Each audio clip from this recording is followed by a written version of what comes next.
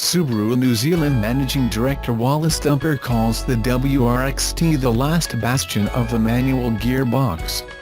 It's not the last three-pedal Subaru standing, of course. The more mainstream WRX is still available with a manual transmission, although it's seldom sold with one. Would have been unthinkable a decade ago, but WRX drivers now prefer automatic. Of the continuously variable kind no less. But the WRX Sti remains manual only, even in its just updated form. In fact, it's the last bastion of quite a lot of things. The WRX range has long since stopped wearing an Impreza badge, but as we all know, it's still based on the platform of Subaru's small car. It's just that this particular iteration is no longer on the latest version. The current Impreza and its XV paternal twin are now built on the all-new Subaru Global platform, whereas the WRX Sti are still riding on the old architecture. If you favor a bit of old-school Subaru boxer burble, the Sti is still the place to go. It's quite restrained, but you definitely get a sense of that thrum that we all used to know and love. The thrum that's long been banished from the rest of the range, which is now rather grown up. There's also a clear link to the lag and launch character of turbo cars from years gone by. There's a definite lull in proceedings below 3,000 RPMs, but then the 2.5-liter boxer turbo comes on boost and things get fast and furious very quickly. The Sti is not a particularly easy car to drive smoothly and/or quickly. It's hard to get off the line. The gearbox can feel notchy unless you take a very firm hand with it, and the vast amount of mechanical grip and AWD traction requires a certain slow-in, explode-out cornering technique. You don't get what is perhaps Subaru's greatest technology asset, the EyeSight twin-camera active safety system. It's just been added to the standard WRX, but it's not compatible with manual transmission models, which is the only type of Sti model. It's exhausting just talking about it. I might have put you off at this point. Or you might be quite excited to know that the new Sti is still old school and over the top. The Sti isn't entirely stuck in 1995. The premium model now has steering adaptive headlights with daytime running lights, a front view monitor, which will stop you scraping the new design bumper when you're parking, and a 10-way adjustable power driver's seat. The Sti engine meets Euro 6b emissions regulations, and there's a new brake package with 340mm front Brembos and 326mm cross-drilled rotors on the rear. Bright yellow calipers are standard, and perhaps the easiest way to identify the revised model.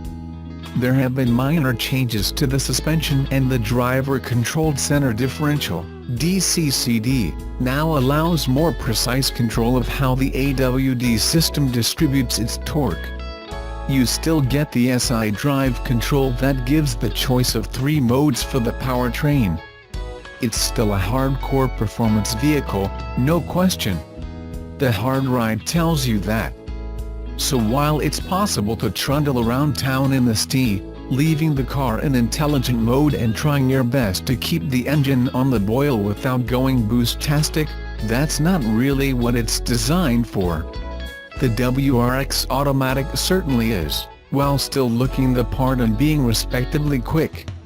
So if it's a day-to-day Rex you want, that's probably the one. If you want to go real fast, be completely involved and occasionally wrestle with an animal monster, the Sti is your car. This is still a serious machine for serious people, more than capable of demolishing a Kiwi backroad or eating up a track day. The old-fashioned feel is all part of the appeal, right? So is the cartoonish quality of the acceleration and grip when you really wind things up. It really takes you by surprise at times. Once upon a time, the Sti was the ultimate in small car performance and handling. You could spend all day arguing about whether a Fast 4 was really better than Aussie V8 muscle. Well, The Aussie muscle era is over and there are any number of hot hatches on the market that are just as fast and powerful as the Sti, while being dynamically more sophisticated and much easier to drive quickly. Not to mention much posher inside. The WRX's interior was never that flash and it's not aging gracefully. Where does that leave the Sti? As a nod back to a time when you had to be totally committed to your driving to get the most out of a high-performance turbocharged car. That was a good time. Still love the Sti. Subaru can catch a break. Now they have another lawsuit filed against them for one of its vehicles attracting rats. Yes, you read that right, it's true, a class action lawsuit has been filed against the Japanese automaker for a Forester attracting rodents. They've had oil consumption lawsuits, engine defects in the WRX Sti, spontaneous windshield breakage in Outback and Legacy models, and now a customer in Hawaii says her 2015 Subaru Forester attracts rats. Really? According to a report by Hawaii News Now, there's a new class action lawsuit against Subaru Corporation alleging rats are attracted to certain car parts in the 2015 Forester. Maui resident Diane Shui discovered she had a fuel leak. The Hawaii resident took the Forester to a local Subaru dealer and they discovered the problem: rats had chewed through her vehicle's main fuel line. They told me that thing could have caught on fire. Shui says the problems with the rats have cost her more than $3,000 in repairs because rat issues are not covered by the vehicle's new car warranty. She contacted an attorney who filed a class action lawsuit last week charging Subaru with making a change to soy-based plastics for wiring, insulation and fuel hoses that rats apparently find too tempting to pass up. Subaru's local dealer declined comment on the specifics of the lawsuit, but instead issued this statement: "Our customers and their safety are our priority and, as we do with all vehicle complaints, our policy is to work with each customer to try to reach a mutually agreeable resolution." Honolulu, Hawaii attorney Chris Slog, who filed the suit, said, "The lawsuit seeks a full refund of the car's costs, since costs to replace each of the soy-based wires and hoses would be too extensive." Shui says she's tried using rat traps and all kinds of home remedies to get rid of the rodents with no success. "It was a nightmare after just 2 months of driving this thing, and it has continued for 2 years. I love my Subaru. I'm so frustrated and I'm very disappointed in Subaru Corporation," says Shui. According to a report by Forbes, this is not an unusual problem and other automakers like Volvo have experienced the same problems with rodents eating soy-coated wires and causing extensive damage. It's not just Subaru and Volvo, apparently Honda, Toyota and other automakers seem to be experiencing chewed-up wires too, and it's an industry-wide problem. In fact, it's such an auto industry problem, Consumer Reports even wrote a piece on "How to Protect Your Car from Rodents" article for consumers in July of this year. Subaru Corporation has been beset with other lawsuits and internal issues in Japan dealing with improper vehicle inspections. Now its Subaru Forester is being attacked by rats. Subaru can't seem to catch a break. Infiniti's cars may pack some proper good looks, but they aren't always at the cutting edge of new car tech. Thankfully, that's not the case with the new 2019 QX50 crossover, which makes its debut at the 2017 LA Auto Show.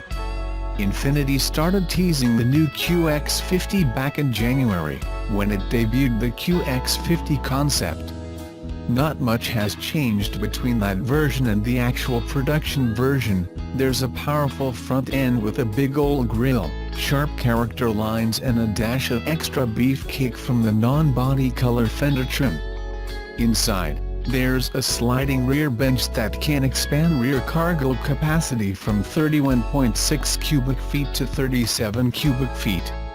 That number grows to 60 when you fold the rear seats down. That's enough room for 3 golf bags, in the event you're in charge of the carpool. But the most important parts of the QX60 aren't remotely related to aesthetics. Under the hood is the first production version of Infiniti's VC turbo engine.